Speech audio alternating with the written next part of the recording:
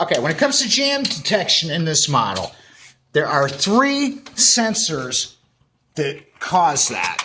When the paper leaves the cassette, it comes up this vertical path. This right here is the feed roll assembly.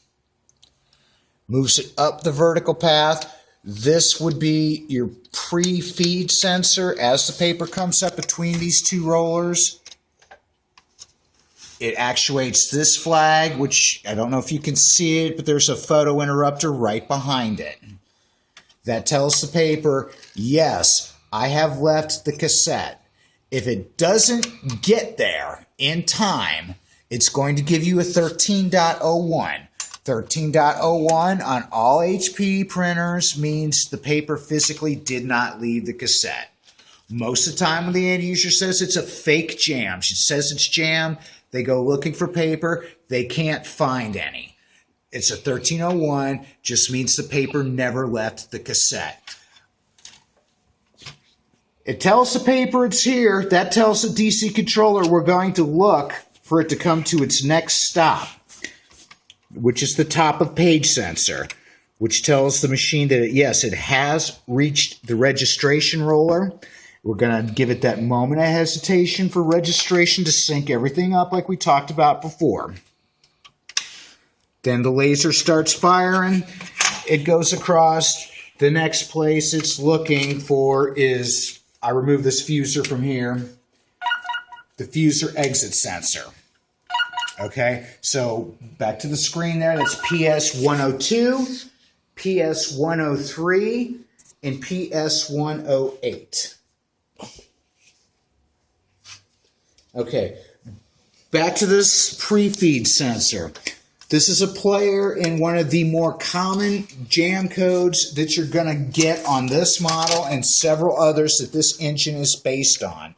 There you go. 13.20 air. Does that ring any bells? Ring any bells? Ring any bells? Have you heard that before? Yeah.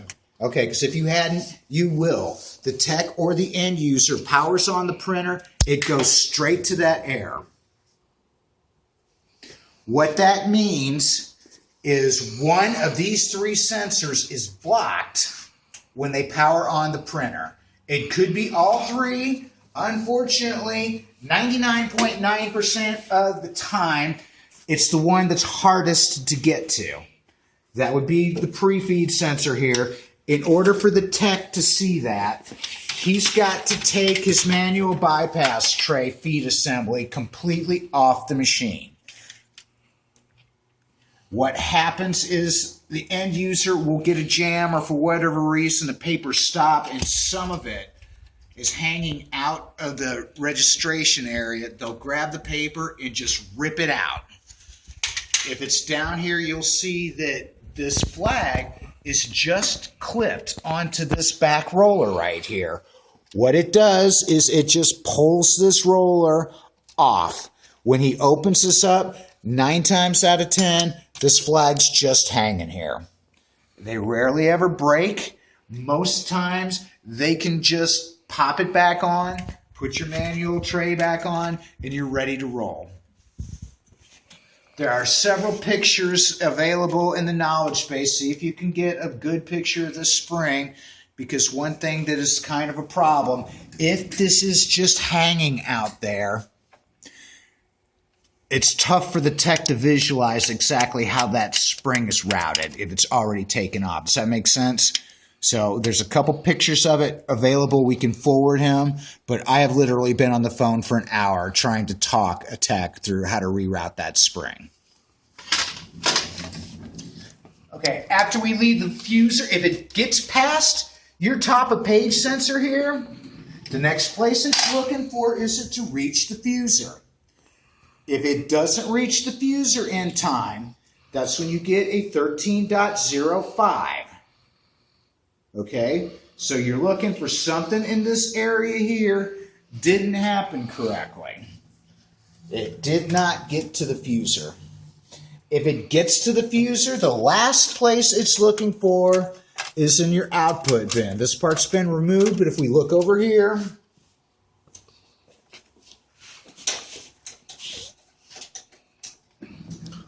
when the paper comes up, it hits these flags right here telling them, yes, it's successfully exited. If it gets to the fuser sensor, but not to the output in time, that's where you get the 13.06.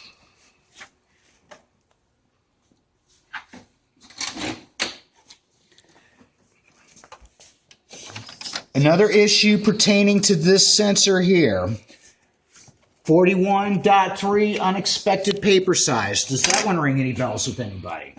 43, no. 41.3 unexpected paper size. Mm-hmm. The machine knows how long the paper, based on what size, is set up in the cassette, how long it takes to get here. It sees the forward edge come through here and make that sensor. What it's looking for is how long it takes for the trailing edge to clear it. Okay, as soon as the trailing edge gets past here on its way to the fuser, it releases that flag and it snaps back. Keep an eye on where my finger is right here. There's a little nub right here. That is not a flag.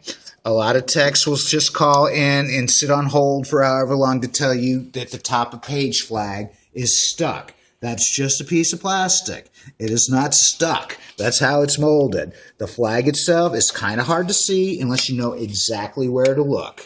Just put your thumbnail right underneath the middle of this roller, and there it is. Now, what happens is, if you look at where this is located, it's directly underneath the toner cartridge. Toner cartridges leak. You get stuff in that little hole right there. If it doesn't see that flag snap back in time, and we're talking milliseconds is what it's looking for. If it doesn't see it, it's going to time out and trip that air. First thing you want to do is have the tech get some canned air, put the straw right down in that little hole, blow it real good. More often than not, that problem's going to go away.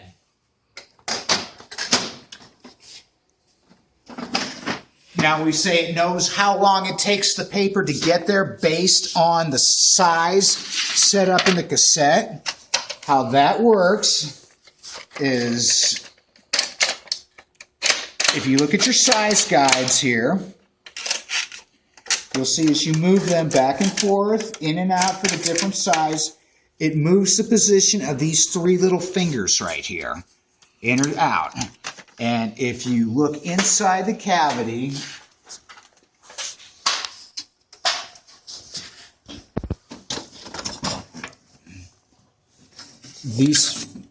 those three fingers in the back engage these three fingers, and just based on whether they're in and out in what sequence tells the machine what size paper the guides are.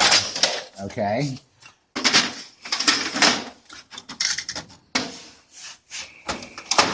You put the size in with the cassette. The type is set in the paper handling menu. We'll look at the menus when we fire this up. Another common error pertaining to that is the end user or the tech says it's constantly asking me to load paper in tray 1. It's going to ask you to either load a specific size or a specific type in tray 1. One thing and one thing only causes that. The machine does not recognize that it has either the size or type of paper that is being asked to print on in the machine. So it's saying, I don't have what you want me to print on. Please manually put it in the manual bypass tray. It's either going to say, please load letter, or please load plain or specific type. Based on what it says, it's going to tell you what to look for. If it's asking for a size, these guides are off. Run a configuration page. It'll tell you at the bottom right what size and type of paper it thinks is in the machine. If it's asking you for a particular type, and like, please load letterhead, they probably inadvertently changed the paper type on their driver. Anything they do on the driver is going to supersede anything that you manually plug into the paper handling menu. Okay?